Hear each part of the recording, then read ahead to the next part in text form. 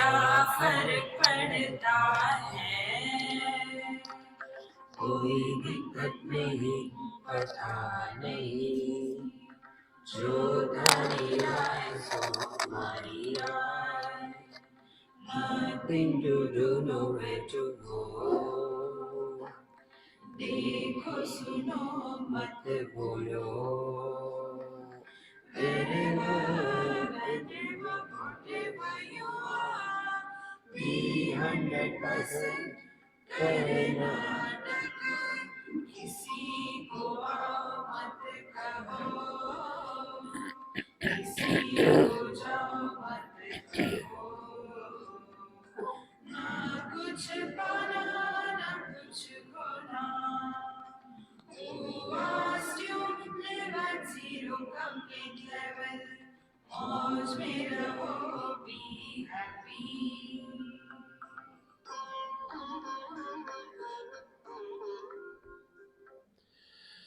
श्री कृष्णा श्री कृष्णा श्री कृष्णा श्री कृष्ण। गुरुर्ब्रह्मा गुरुर्विष्णु गुरुर्देवो महेश्वरः, गुरु साक्षात् परं ब्रह्म तस्मै श्री गुरवे नमः, तस्मै श्री गुरवे नमः।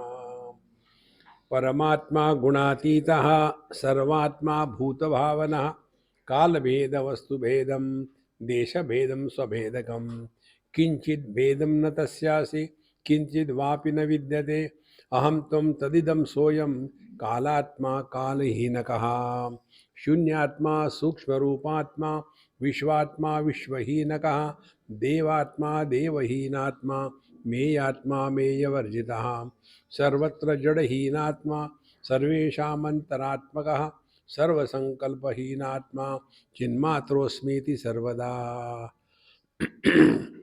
ये है अनुभव विदेह पुरुष का।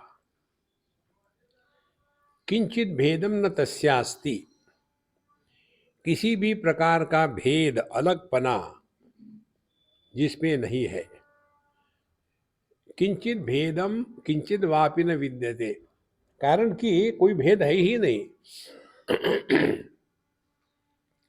जब हम अपने हाथ पैर नाक मुंह को देखते हैं तो उसमें भेद दिखता है, लेकिन इन सब के पीछे जो एक तत्व है, उसके लिए ऐसे नहीं कि बायां हाथ है तो कनिष्ठ है, दाहिना हाथ है तो श्रेष्ठ है, नहीं। ये बातें केवल अपने अनुभव में पकड़नी है महाराज, पढ़ने पढ़ने से कुछ नहीं होता। जैसे दृष्टि के लिए कोई भेद नहीं है, लाल हो काला हो नीला हो पीला हो लंबा हो चौड़ा हो, कोई फर्क नहीं। न तस्य भेदास्ति। यदि ऐसी कल्पना करो, आपकी आंखों ने कह दिया मैं लाल रंग नहीं दिखूंगी, अरे फिर कौन देखेगा? इसीलिए सिद्धांत क्या हुआ? भेद का दर्शन होने के बाद भी जब हम भेद भावना नहीं करते, तब हम एक तत्व में निष्ठावान हैं। भेद का दर्शन व्यवहार के लिए आवश्यक है, लेकिन उसके कारण भेद भावना करके जीवन को चलाना, वहां से संसार शुरू होता। दोनों लड़कियां हैं, एक मेरी लड़की है और एक मेरी बहू है। अब मैं हूं सास, सिनेमा शुरू। तो लड़की और बहू अलग है, भेद भेद भावना। मेरी लड़की दूध की धुली है और वो बटर मिल्क की धुली है। देखो संतो, ये जो भेद भावना है, यहीं से संसार शुरू होता है। भेद भावना माने अपने मन की कल्पना। हम भावना ही तो करते हैं। हमको बचपन से ट्रेनिंग मिला है कि शिवलिंग भगवान शिव जी है, तो जब हम देखते हैं तो तुरंत नमस्कार करेंगे, क्योंकि हमको वैसा ट्रेनिंग मिला है। और जो दूसरा व्यक्ति होगा जिसको ये मालूम नहीं, वो कहेगा कितने पत्थर इकट्ठे करके रखे हैं। देखो, तो हम पत्थर में भगवान की भावना करते हैं। देखो, इसीलिए न किंचित भेद तस्यासे किंचित वापि न विद्यते अहम त्वम तद इदम सोयम कालात्मा काल ही न कहा। कौन से भेद नहीं है, मैं तू मैं तू। एक लड़की ने हमको एक कविता लिखी थी, शादी के पहले स्वामी जी मैं, शादी के बाद कुछ दिन के लिए तू, अब मैं तू मैं तू, और मैं हूँ गुजराती, तो हूँ तू, कबड्डी कबड्डी शुरू हो गई। देखो, इसीलिए अहम तम तदिदम सोयम, ये वो ऐसा वैसा मैं तू उनका, ये सब चक्कर से निकलो महाराज। हमको तो आज तक समझ में नहीं आया कि प्रश्न कहाँ से आते हैं आप लोग के मन में। ये मेरा प्रश्न है, कहाँ से प्रश्न आते? देखो, और विशेष करके मुझे देखने के बाद प्रश्न आते, नहीं तो नॉर्मल है, क्योंकि I am a questionable personality. देखो स्वामी जी, एक प्रश्न रखो अपने पास, मुझे नहीं चाहिए। देखो संतो, यदि आपको एक ही बार सुनने में समझ में आया तो आप उत्तम अधिकारी हो। यदि आपको एक बार समझ में नहीं आया तो 4 बार यूट्यूब पर सुनो, फिर समझ में आएगा। और फिर भी समझ में नहीं आता है तो फावड़ा लेकर के जमीन खोदो। देखो, कोई आपको मदद नहीं कर सकता। आप गलत कक्षा में आके बैठे। एक बार हम IIT पौई में गए थे, तो वहाँ हमारा लेक्चर एक रेस्टोरेंट में, उन्हें कैंटीन में रखा था, क्योंकि सेक्युलर गवर्नमेंट, तो इसीलिए हमारा लेक्चर रखा था कैंटीन में। कैंटीन में सब बैठे, हम भी बैठे, 1 घंटे तक बात हो गई। उसके बाद एक लड़का आया, मुझे स्वामी जी मुझे आप गाइडेंस करिए। मैंने कहा मुझे कुछ भी नहीं आता तुम्हारे विषय का, क्या गाइडेंस करूं? नहीं वो नहीं, यहाँ टीचर पढ़ाते नहीं, कहते लाइब्रेरी में पढ़ो, और मुझे समझ में नहीं आता, तो मैं क्या करूं? बाकी स्टूडेंट बोले वो तो जाते हैं लाइब्रेरी में पढ़ते हैं, उनको कोई समस्या नहीं, मुझे समस्या है, मैं क्या करूं? तो मैंने पूछा, आप इस इंस्टीट्यूशन में कैसे प्रवेश किए, सामने के दरवाजे से कि पीछे के दरवाजे से? बोले मैं कोटा से आया। अब कोटा का पत्थर जमीन पर लगाते हैं, उसको यदि सीलिंग पर लगाओ, देखो आप भले एडमिशन दे दो, पढ़ना तो वहां कोई अच्छा कास्ट बुरा कास्ट नहीं होता। इसी प्रकार से यदि हम शांति से सुने, अगेन बार बार उसका मनन करें, चिंतन करें, तब धीरे धीरे ये बात हो जाती है। लेकिन हमको तुरंत प्रश्न आया, पूछ लो इसका क्या, कुछ नहीं इसका अर्थ, मेहनत करो। देखो महात्मा लोग इतना धक्के खाते हैं जिंदगी भर, वो के पागल हो गए। हम जब किसी मंदिर में जाते हैं, जैसे हम गए थे बद्रिकाश्रम के मंदिर में, वहाँ के विग्रह इतने सुंदर है। वो सुंदर विग्रह कैसे बने? पहले तो पत्थर था, फिर उस पर छीनने के हथौड़ी के घाव पड़े, फिर धीरे धीरे धीरे धीरे सब निकल गया कचरा, तब जाकर के वो पूजनीय हो गया। देखो धक्के तो खाने ही पड़ेंगे महाराज। क्या आप संसार में कम धक्के खाते हो? लेकिन अध्यात्म में आने के बाद हमको एकदम चटमंगनी पट ब्याह चाहिए। इसलिए अहम त्वम इदम सो अयम भेदहा न विद्यते, तो जगत में रहते समय इस चक्कर में ना फंसे, ये मेरा और ये तेरा, सबसे दूर हो जाए। किसी को अपना मत कहो, किसी को पराया मत कहो। अच्छा, सोयम कालात्मा काल ही न कहा। देखो काल शब्द का अर्थ ठीक से समझ लेना, जिसको हम काल कहते हैं वो काल नहीं है। काल माने टाइम किसको कहते हैं हम? 1 घंटा, 2 घंटे, 1 हफ्ता, 2 हफ्ते, 1 महीना, 2 महीना, 1 साल, 2 साल, 1 शतक, 2 शतक, 1 मिलेनियम, 1 युग, 4 युग, ये सब का सब काल का नाप है, काल नहीं है।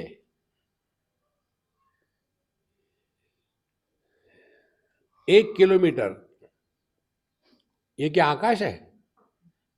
ये नाप है। 2 लीटर, तो लीटर नाम की कोई वस्तु है क्या? 2 लीटर क्या? पानी, हाँ फिर ठीक है। तो ये लीटर, समय, ये सब काल का नाप है, ये काल नहीं है। फिर काल क्या है? भगवान कृष्ण भगवद गीता 11वां अध्याय। हे भगवान आप कौन हो? सबको मारने में तुले हुए हो। अर्जुन कहता है मैं बहुत डर गया हूं।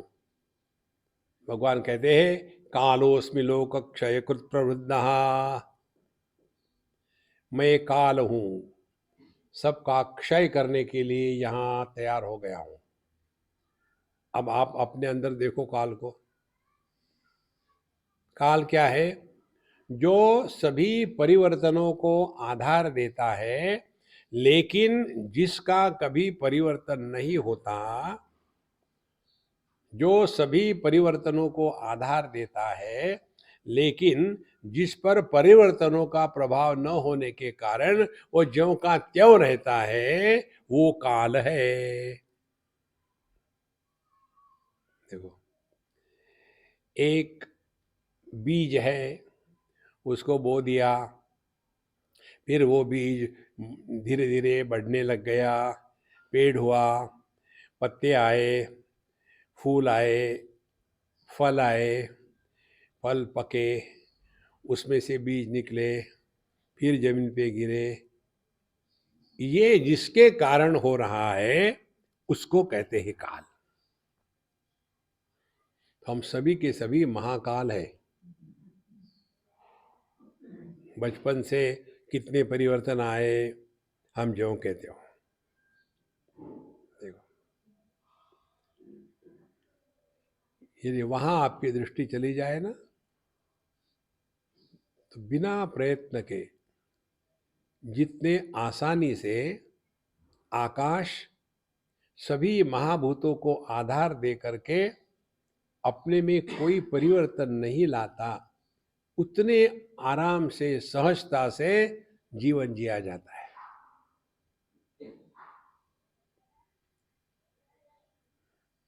तो क्या होगा? ना कुछ पाना ना कुछ खोना। फिर कैसे जिए? Wherever you are, whatever you are, be 100%। फिर किस लिए? लेकिन लाइफ इज ए टाइम पास।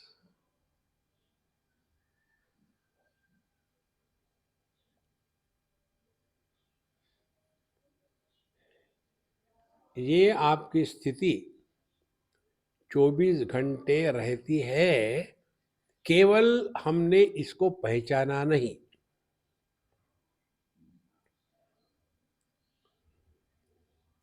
एक जो ग्रंथ है त्रिपुरा रहस्य, उसमें कहते हैं हर एक व्यक्ति दिन में 50 बार निर्विकल्प समाधि में जाता है। हर एक व्यक्ति। लेकिन ये निर्विकल्प समाधि है, ये उसको पता नहीं। देखो,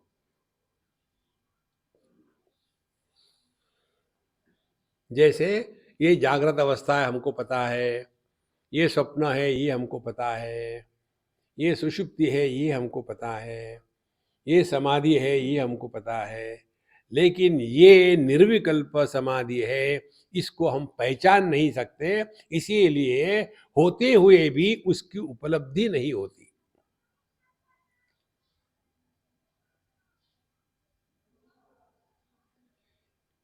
ये है आपकी निर्विकल्प समाधि।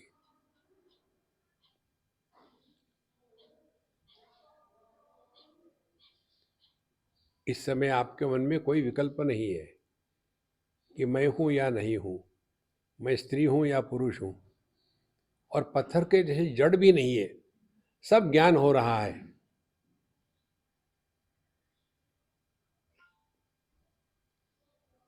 कारण आप किसी भी ज्ञान को रिएक्ट नहीं कर रहे हैं।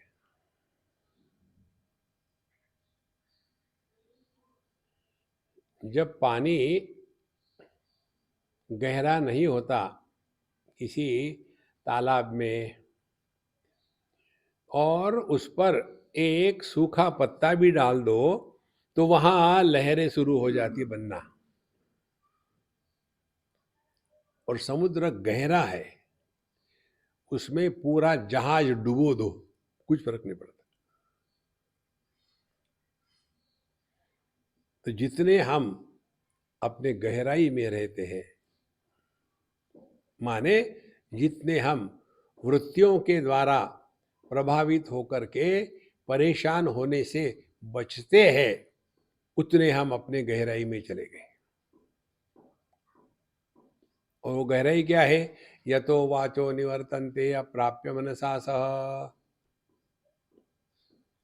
देखो, त्वम अहम तदिदम सोयम कालात्मा। तो ये जो परिवर्तनशील प्रक्रिया है सृष्टि में, प्रकृति में, प्रकृति का एक सिंपल रूल आपको बताते हैं। प्रकृति वो है जिसमें विकृति अवश्य है। प्रकृति के विकृति को आप नहीं रोक सकते। देखो, एक बड़े महात्मा हो गए, उनका नाम पता नहीं था, उनकी पुस्तक हमने पढ़ी।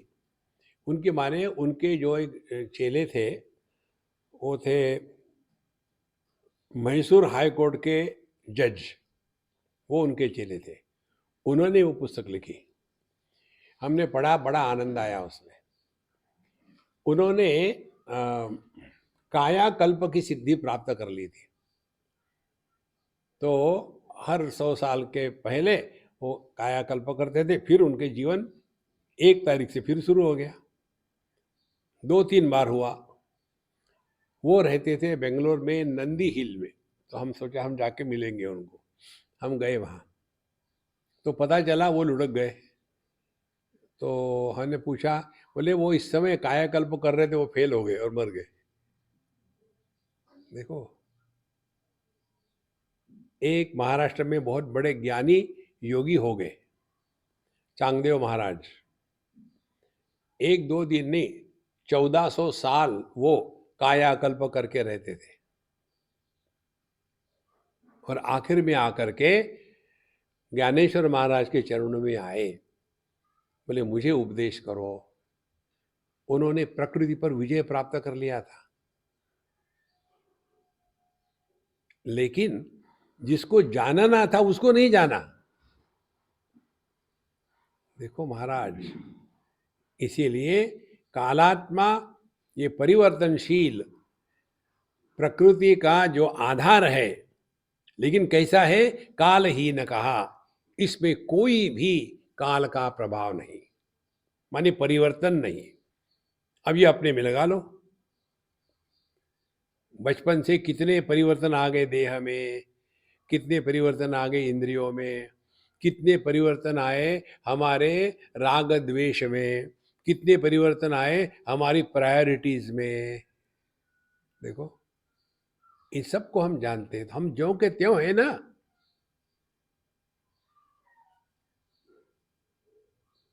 ऐसे रहो।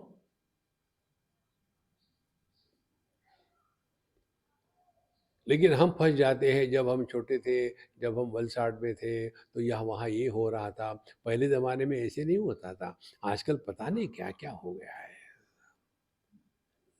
दुखी रहो ना, कोई आपको मदद नहीं कर सकता दुनिया में। आत्मैव आत्मनो बंधु आत्मैव रिपुरात्मना।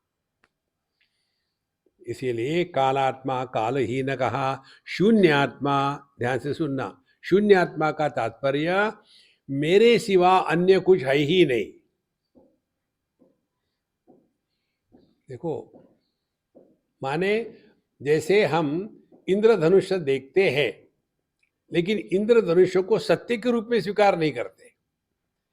माने किसी का दर्शन होना और दर्शन होने के बाद उसको सत्य के रूप में स्वीकार करना, ये दोनों में भेद है। देखो, दर्पण में हम अपने आप को देखते हैं लेकिन सत्य के रूप में स्वीकार नहीं करते, कोई परेशानी नहीं। कुत्ते को परेशानी होती है, भोंकता रहेगा। देखो, इसी प्रकार से देह में देहात्म भाव से रहने से कोई परेशानी नहीं है, लेकिन अपने को देह मान करके जीना, फिर परेशानी शुरू हो जाएगी। इसलिए शून्यात्मा का तात्पर्य एकमेवा द्वितीय नेह नाना से किंचन, अन्य कुछ है ही नहीं। कठोपनिषद में आता है, अव्यक्तात् पुरुष परः पुरुषान्न परम किंचित सा काष्ठा सा परागति। इस तत्व के सिवा अन्य कुछ है ही नहीं। देखो, पृथ्वी पानी में है, पानी अग्नि में है, अग्नि वायु में है, वायु आकाश में है, आकाश कहाँ है? आकाश, देखो, एक बहुत बड़े महात्मा हो गए, हुबड़ी में उनका आश्रम है, सिद्धारूढ़ स्वामी। 125 साल तक रहे, बड़े कड़क वेदांती थे। तो जब वो 5 साल की उम्र के थे तो माँ के साथ जाते थे सत्संग सुनने के लिए। तो वो वेदांत का सत्संग हो रहा था, तो उन्होंने ये प्रक्रिया बताई कि पृथ्वी को पानी में, पानी को अग्नि में, अग्नि को वायु में, वायु को आकाश में, और आकाश को, यहाँ तक मैं जानता हूँ। क्यों बच्चे ने पूछा 5 साल के, आकाश को किस में डाल देना है, वेयर टू डिजॉल्व? तो उन्होंने कहा, देखो ये बात तो मैं नहीं बता सकता, सदगुरु ही बता सकते हैं। फिर वो छोटा सा लड़का 5 साल का निकल गया घर से। देखो, तो यह शून्यात्मा माने अब हम आकाश तक तो आ गए, अब आकाश कहाँ है? सुषुप्ति अवस्था में आप कहाँ होते हो? देखो, भीमपुरा में कि बड़ौदा में कि अहमदाबाद में, कहाँ होते हो? माने आकाश कहाँ है? आकाश मन में है।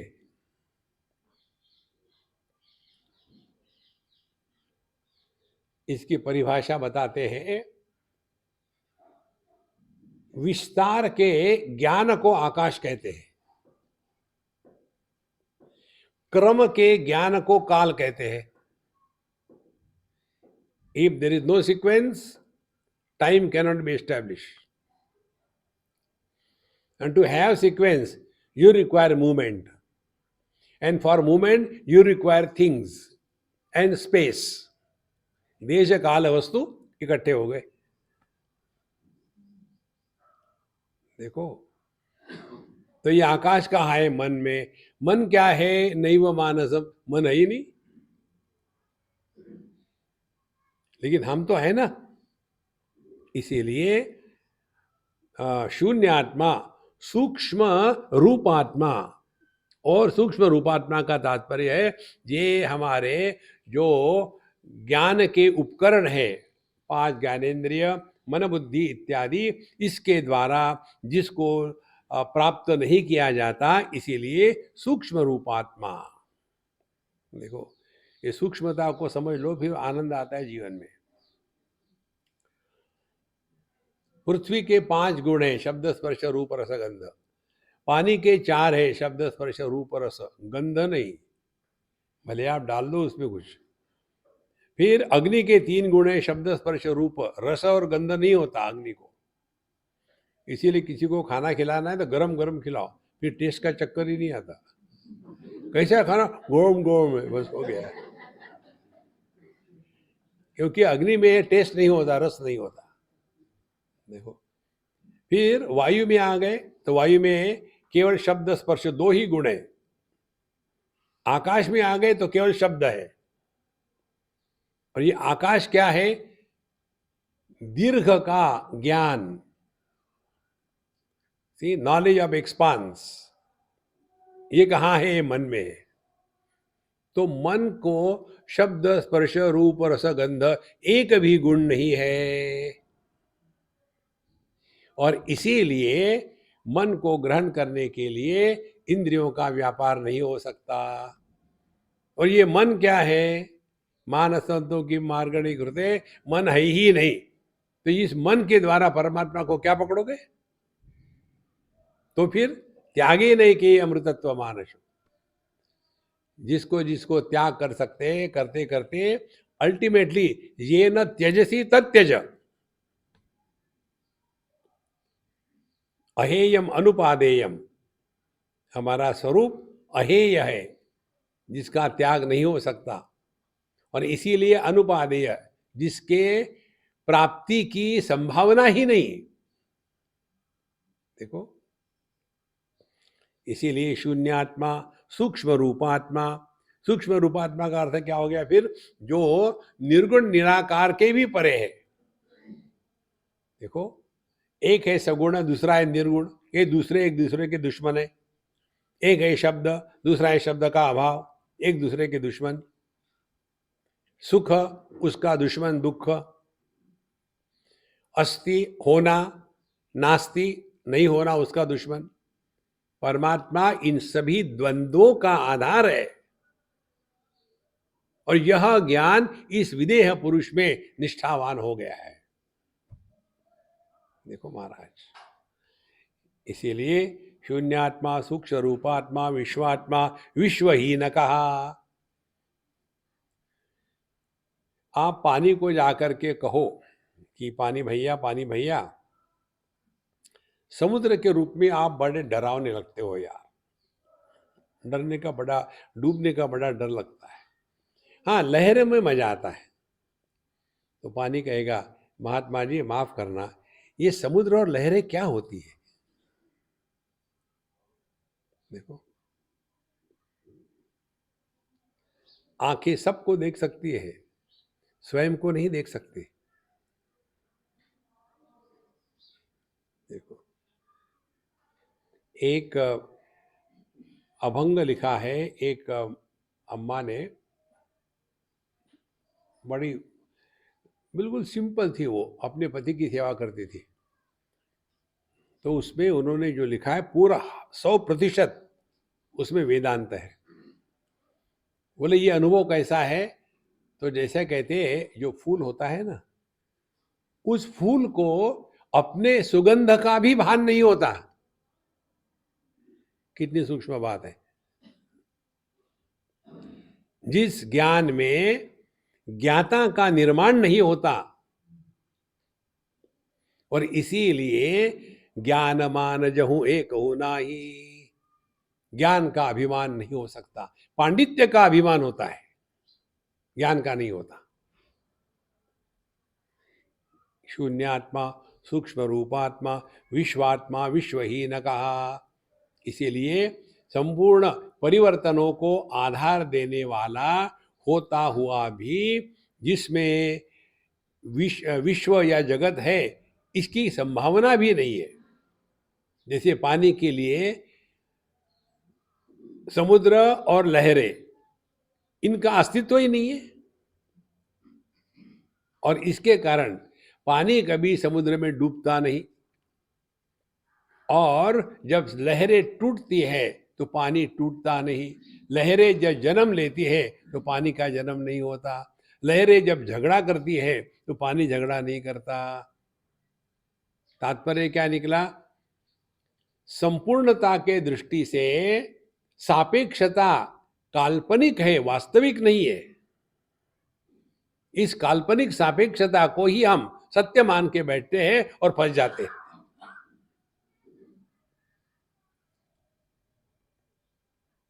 तो क्या करें? कर्नाटक बिल्कुल सिंपल है।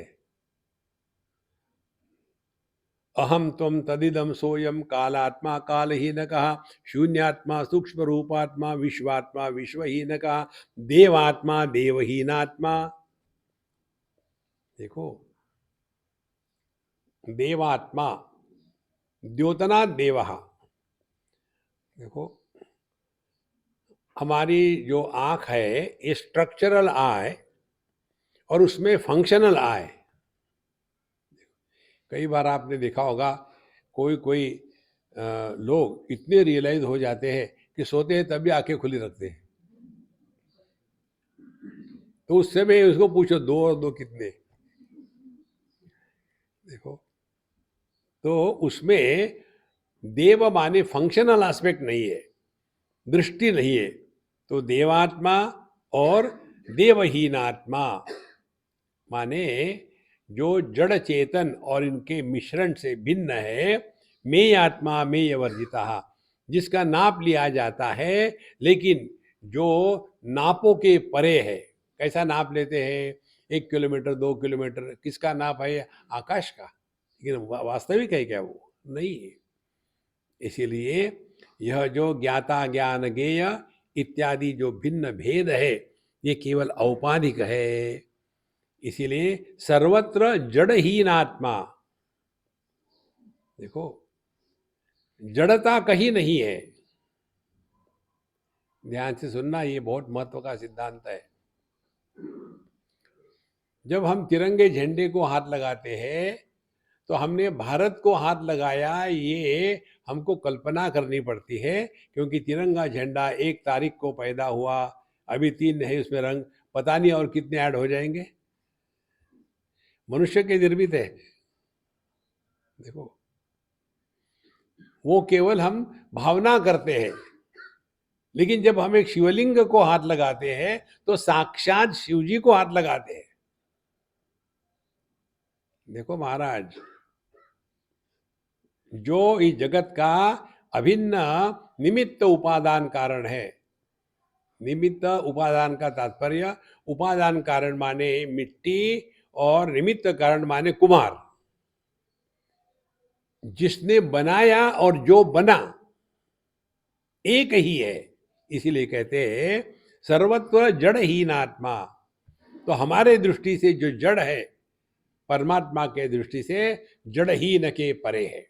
अब देखो, हम लोग जड़ को भी प्रकाशित करते हैं, चेतन को भी प्रकाशित करते हैं।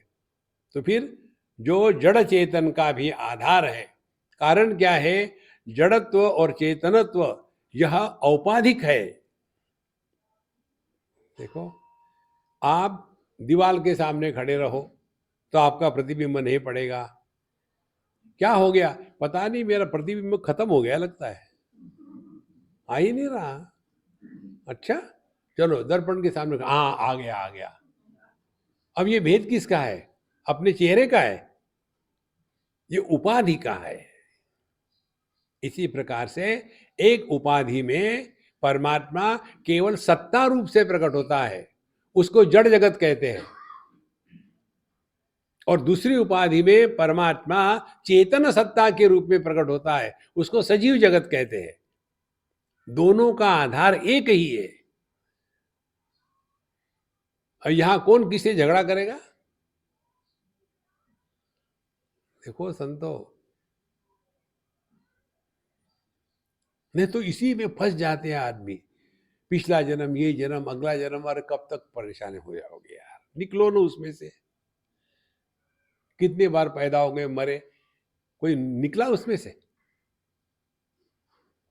देखो, इसीलिए हमने आपको स्पष्ट रूप से बताया है, व्यक्ति अध्यात्म में प्रवेश करता है जब उसने देहात्म भाव की निवृत्ति ये जीवन का पहला लक्ष्य रखा है, तब आपने अध्यात्म में प्रवेश किया है। बाकी कुछ भी करते रहो, आप झाड़ू लगाओ और पूजा करो, पोथी करो, नर्मदा जी के 25 चक्कर लगाओ, कुछ नहीं होने वाला। नर्मदा जी परेशान हो जाएगी, वही चेहरा आ रहा रोज का रोज।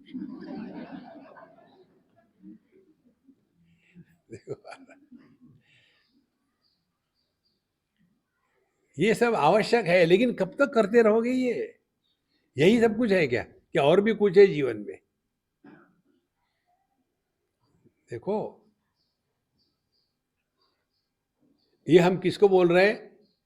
जो वेदांत का श्रवण कर रहे हैं उसके लिए, जिनको वेदांत की एलर्जी है उनको हम हाथ में घंटी पकड़ाएंगे, जय जगदीश हरे कर लगे रहो। उससे क्या होगा, हमको शांति मिलेगी। तो कहते हैं ना, सत्संग को जाओ तो शांति मिलती है, लेकिन ये नहीं बताते शांति कहाँ मिलती है। आप लोग यहाँ आए ना, आपके घर में शांति है। आप घर पहुंच जाओ, फिर वही तमाशा शुरू हो जाएगा, क्या क्या क्या क्या, कौन आया कौन गया, ये किया, कल की सब्जी आज दे रहे, अरे राम राम राम राम। पूरा जीवन उसी में लग जाता है। देखो, सर्वत्र जड़हीन आत्मा। अब जिसने इस ज्ञान को स्वीकार कर लिया है कि जड़ और चेतन इन दोनों का एक ही आधार है, अनुभव भले ना हो, पहले स्वीकार तो करो। जब तक स्वीकार नहीं करेंगे तब तक कि आप मार्गक्रमण नहीं करेंगे। देखो, अज्ञान के क्षेत्र में श्रद्धा यह आंतरिक शक्ति होती है। Blind faith is a strength, it is not a weakness. ये कई अंग्रेजी ब्रांड लोग जो होते हैं ना, वो कहते हैं I don't have blind faith. Without blind faith you cannot exist. देखो, इसीलिए ये बात हमको अपने अनुभूति का विश्लेषण करके सीखनी है। तो जैसे बताते हैं कि पहला स्टेशन अध्यात्म में देहात्म भाव की निवृत्ति। यदि अस्वीकार नहीं करेंगे तो फिर कोई बात नहीं, जो करना है करो। इसको स्वीकार करो बिना जाने, बिना अनुभव। देखो, तभी हम आगे चल सकते हो। कई बार हम जब जाते हैं ना कहीं, रास्ता मालूम नहीं होता, तो वहां पूछ लेते, भाई ये जाएगा क्या वो नर्मदा नदी के किनारे? हाँ हाँ जाएगा, सीधे चले जाओ, फिर राइट टर्न कर लेना। तो हम तो मान लेते हैं ना। मानेंगे ही नहीं तो आगे कहाँ जाएंगे। इसीलिए अज्ञान के क्षेत्र में, इसीलिए आप्तवाक्य इसको कहते हैं। साधु संत शास्त्र हमको धोखा देने के लिए नहीं है। देखो, इसीलिए सर्वत्र जड़हीन आत्मा, ये जड़ और चेतन, इसके चक्कर से हमको ऊपर उठना है। और सर्वेशाम अंतरात्मकः, यही जड़ का आधार है, यही चेतन का आधार है।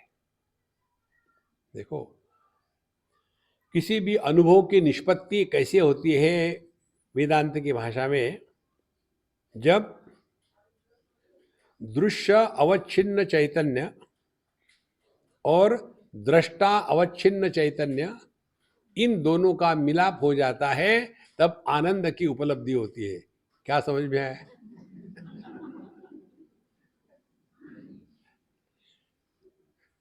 मजा है ना। माने दृश्य पदार्थ में भी चैतन्य है, लेकिन उसकी अभिव्यक्ति नहीं हो रही है। इसका कारण उपाधि। परमात्मा की कमी नहीं है, उपाधि की कमी है। देखो, और इसीलिए जब भोग्य वस्तु और भोक्ता ये अलग है, तब दुख है। जब भोग्य वस्तु रसोगुल्ला और भोक्ता रसना दोनों इकट्ठे आ गए, मुंह के साथ आंखें भी बंद हो जाती है, वो आनंद है। माने जहां द्वैत के अभाव की क्षणिक क्यों ना हो अनुभूति आती है, उसको आनंद कहते हैं।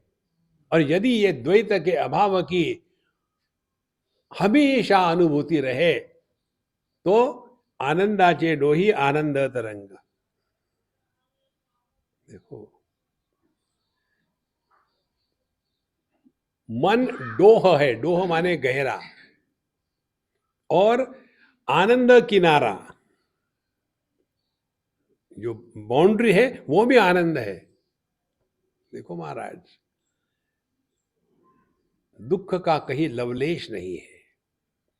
भगवान ने ये दुनिया दुखी होकर के नहीं बनाई। आनंदादेव कल्विमानि भूतानि जायन्ते। ये संपूर्ण जगत आनंद की अभिव्यक्ति है। सर्वत्र जड़हीनात्मा सर्वेषाम अंतरात्मकः। इसीलिए एक महात्मा जी को मिलने शायद वृंदावन की बात है, महात्मा जी बैठे थे मस्त राम, बाकी के पब्लिक बैठी हुई थी 10-12 लोग, और ये एक सज्जन आए, बिल्कुल टिपिकल लीडर के जैसे कड़क कड़क कपड़े पहन करके। दरवाज़ा खोला, खड़ाहट से आवाज़ करी, चप्पल वहीं फेंक दी और सबको लताड़ते लताड़ते महाराज जी के चरणों के पास गए। महाराज जी ने खबरदार मेरे पैर को हाथ लगाए, दूर हट। अब उसको लगा क्या हो गया, बोले वापस जा, पहले जा करके जूतों को ठीक से रख, फिर उस दरवाजे को तुमने धक्का मारा उसको माफी मांग, और सबको लताड़ते आए, सबके पैर छू, और फिर मेरे पैर में छूना, वहां बैठना। देखो, किसी का भी अनादर करने का वही हो सकता है जब अन्य को हम तुच्छ मानते हैं तब। देखो, सब में वही परमात्मा प्रकट हो रहा है। ऐसे है क्या कि मंदिर में जो आकाश है वो पवित्र है और टॉयलेट में जो आकाश है वो अपवित्र है? मंदिर में जो बल्लभ है वो बड़ा भाग्यवान है और टॉयलेट का बल्लभ जो है पिछले जन्म का पापी है? देखो संतो, अपने दृष्टि में परिवर्तन लाने के लिए शास्त्रों का अध्ययन होता है। तो यदि हमारे दृष्टि में परिवर्तन आया तो हमारे जीवन में परिवर्तन आता है। और शास्त्रों का अध्ययन तद विज्ञानार्थम गुरुमेवा अभिगच्छेत, समित पाणी श्रोत्रियम ब्रह्मनिष्ठम गुरुमेवा अभिगच्छेत। देखो, जिन पर शास्त्रों के गुरु परंपरा से संस्कार है, जिन्होंने शास्त्रों का अध्ययन किया है और केवल गाल ही नहीं बजा रहे, उस ज्ञान में जो रहते हैं, ब्रह्मनिष्ठम। हम लोग ब्रह्मनिष्ठ है।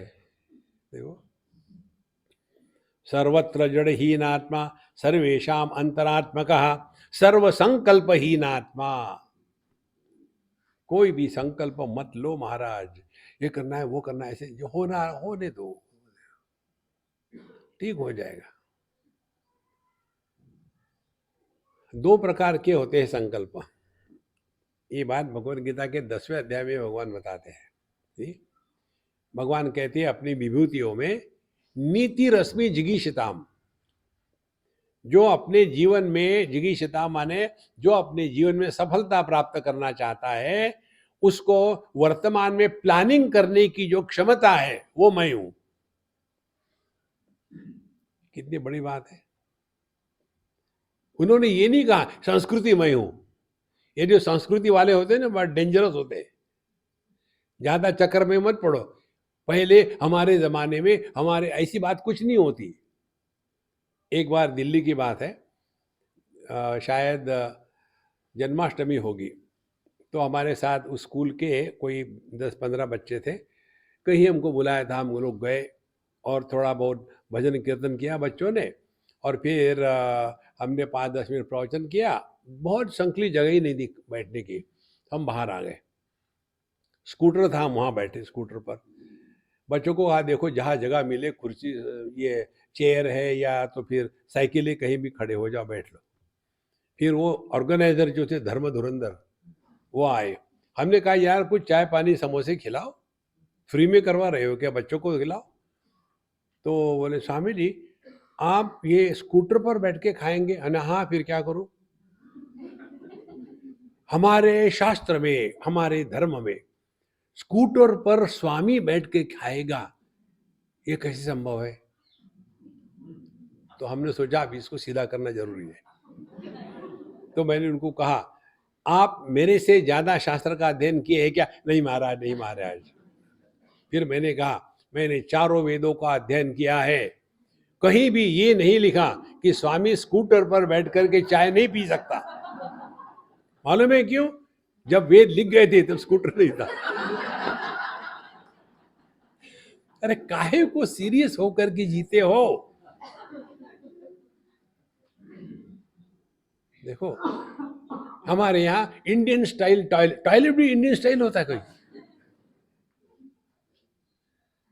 देखो जमीन पे बैठ के खाना माने अपनी धर्म भारतीय संस्कृति है, किसने कहा है? बिल्कुल छोटी छोटी बातों में। और जो ट्रेडिशनल स्थान होते हैं ना, आश्रम वगैरह, वहां जाओ आप, वो आपको ऐसी रोटी फेंकते हैं जैसे कुत्ते को फेंकते नहीं, हाथ नहीं लगाना, पैर नहीं लगाना। अरे रामा, प्रेम से रहो ना, बाकी सब ठीक है। इसीलिए कहते हैं सर्व संकल्प हीनात्मा, ये दुनिया भर के संकल्प मत लो, क्योंकि पहले का गुरुकुल माने क्या? माने चारों तरफ दारिद्र्य। हमारी लक्ष्मी माता है, क्यों दारिद्र्य में रहे? Simple living, high thinking is misunderstood as shabby living and stupid thinking.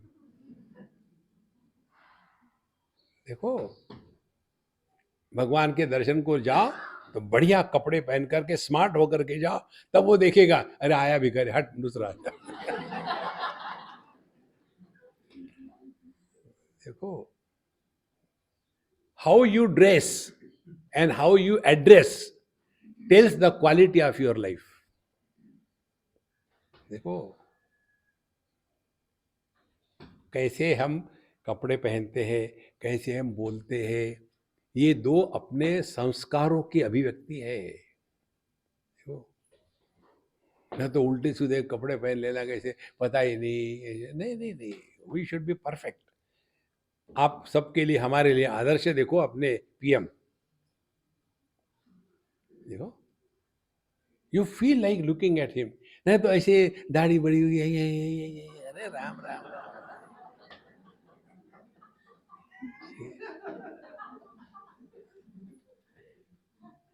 सर्वसंकल्पहीनात्मा छिन्न मात्रोस्मि इति सर्वदा। और इसीलिए अहम चिन्ह मात्रा अस्मि, मैं केवल शुद्ध चैतन्य हूं। यही उस विदेह पुरुष का सर्वदा हमेशा ये अनुभव अटूट होता है। देखो ये अध्यात्म। आगे कहते हैं केवलः परमात्मा हम, केवलो ज्ञान विग्रह, सत्ता मात्र स्वरूपात्मा, नान्यत किंचित जगत भयम। केवलः, कि केवल का अर्थ समझ लो, बंगाली मत बनो। केवलः, पहले बम्बई में ये जो यूट्यूब या अनेक प्रकार के चैनल नहीं थे, तो उस समय केबल चलते थे, तो हमारे लेक्चर को प्रचार करने के, प्रसार करने के लिए केबल वाले आ जाते थे। तो एक दो लोगों ने हमारा नाम रख दिया था, ए केबल आनंद। केबल। सो केवलः, केवल का तात्पर्य इसके सिवा अन्य कुछ नहीं। अब एक शब्द को पकड़ लो आप, इसके सिवा अन्य कुछ नहीं। क्या है? सत्ता। कुछ भी पकड़ लो आप, उसका होना आवश्यक है। यहां तक के कि अभाव की भी सत्ता होती है। देखो दो व्यक्तियों के बीच दो व्यक्तियों का अभाव है, बिना सत्ता के अभाव भी नहीं रह सकता।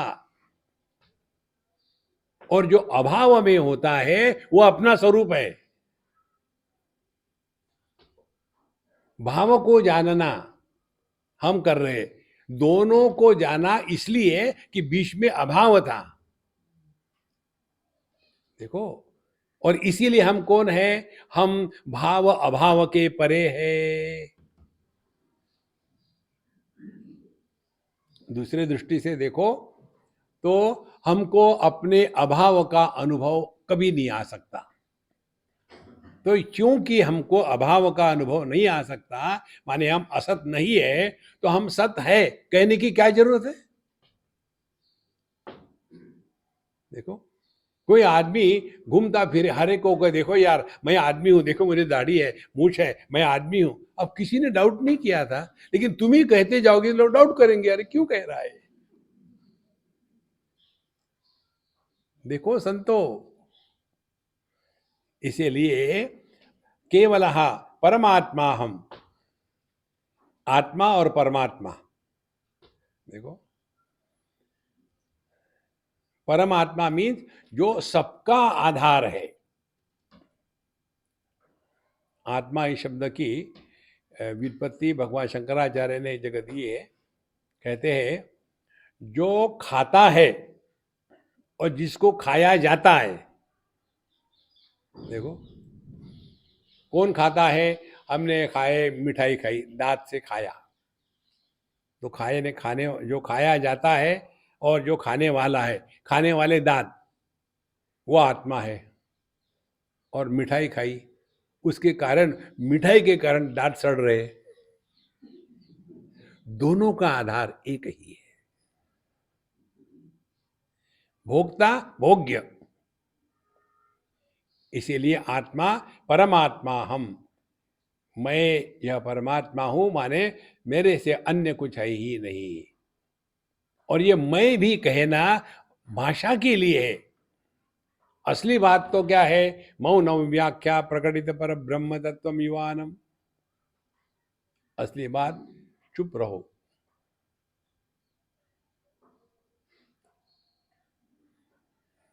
इसलिए संतो ये अभ्यास करते रहो, 2-2 मिनट 3-3 मिनट कभी भी अपने आप से मत बोलना।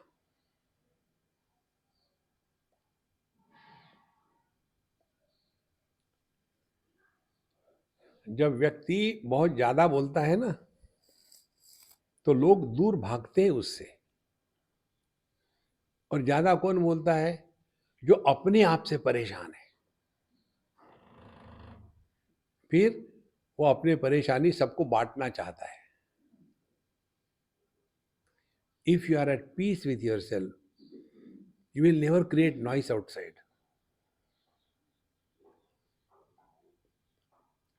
हम सुबह सुबह पहुंच जाते गुप्ता जी के घर, अरे गुप्ते क्या कर रहा, अरे सिन्हा सुबह सुबह कैसे आ गया, यार मैं बोर हो गया था, सोचा तेरे पास आ जाओ। क्यों, क्या बोर हो रहा था, अकेला था। अब देखो, जो आदमी अकेला होके बोर होता है, कितना सॉलिड बोर होगा। ये स्थिति वैसी ही है, एक आदमी की नींद उसके ही खर्राटे से टूटती थी, तो डॉक्टर के पास गया, डॉक्टर साहब मैं इतने जोर से खर्राटे मारता हूं कि मेरे खर्राटे से मेरी नींद टूट जाती है, तो मैं क्या करूं। बोले दूसरे कमरे में जाके सो। देखो संतो, मनुष्य स्वयं से जितना परेशान है उतना अन्य से परेशान नहीं है।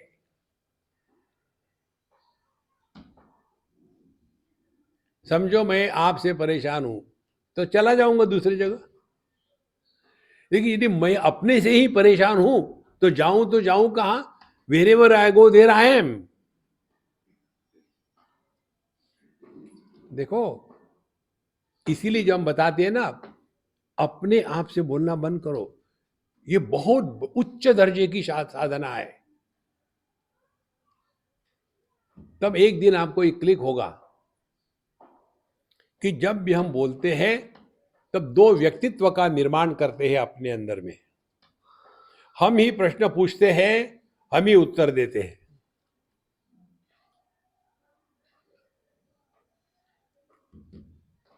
मैं वहां जाऊंगा, वहां जाने के बाद इन्हें टिकट नहीं मिला तो मैं उससे बात करूंगा, वो कुछ भी कहे ना मैंने दे, आप जाके देखो कहीं भी अकेला आदमी बैठा हो, खुचुर खुचुर चलता है।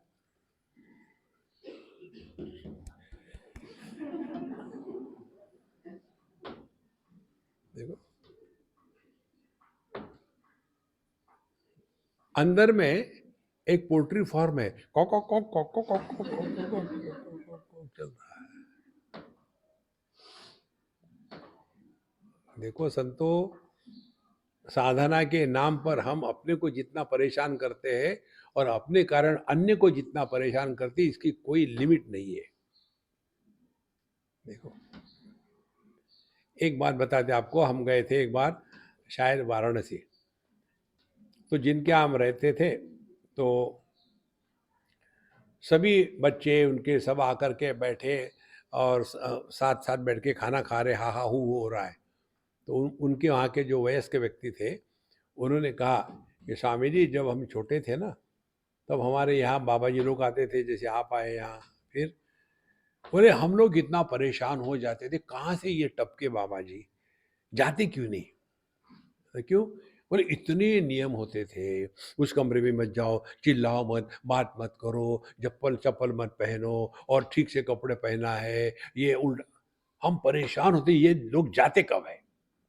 बोले फिर, बोले अब आप आ गए, अब हा हा हू हू कोई प्रॉब्लम ही नहीं। हम अध्यात्म के नाम पर अपने अगल बगल में इतना सारा आडंबर खड़ा कर देते हैं कि भगवान भी हमसे दूर भाग जाएगा। अरे बाप रे, महात्मा है। देखो, अपना व्यक्तित्व नष्ट होना, यह अध्यात्म है। व्यक्तित्व को बनाना नहीं है। क्या हम में क्या विशेषता कम है? एक और विशेषता लगा दी, स्पिरिचुअल। यूपी वाले हैं ना, स्पिरिचुअल।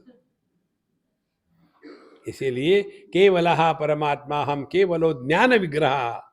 ज्ञान विग्रह माने शुद्ध ज्ञान, जिस ज्ञान में ज्ञाता ज्ञेय का भेद नहीं है, जो ज्ञान टूटा हुआ नहीं है, दो भागों में बांटा हुआ नहीं है।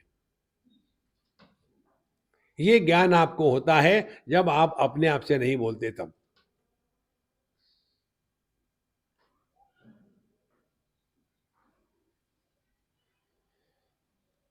ये है वो ज्ञान।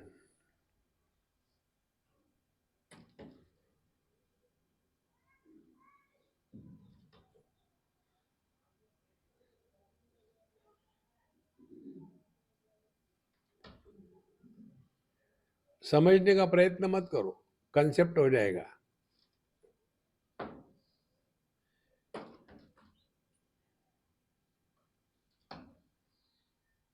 यह हमारी स्वाभाविक स्थिति है, इसमें कोई प्रयत्न नहीं।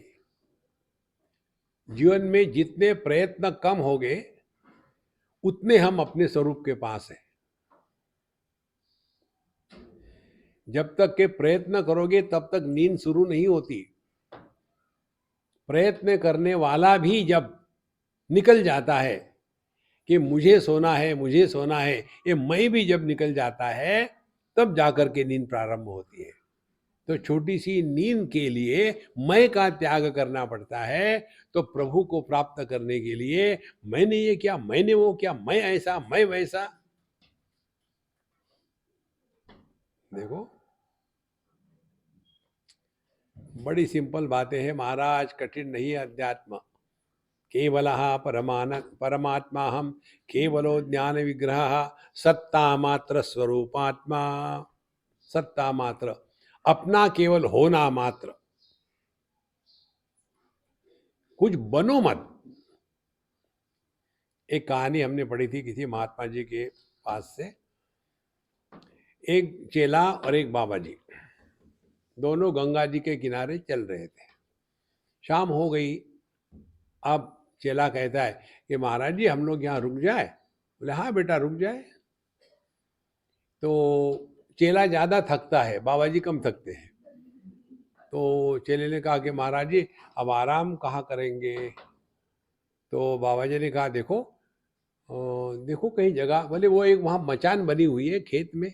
हाँ, बोले वहां जाके सो जाओ, कोई बात नहीं। आप? बोले मैं, मुझे कहाँ नींद आती है, मैं तो अपना राम नाम का जप करता रहूंगा। तुम जाओ, सो जाओ, थक गए हो तुम। अब ये गया, मचान पे चढ़ा, लेट गया। और फिर 8 बजे 9 बज गए, मचान का मालिक आ गया लालटेन लेकर के।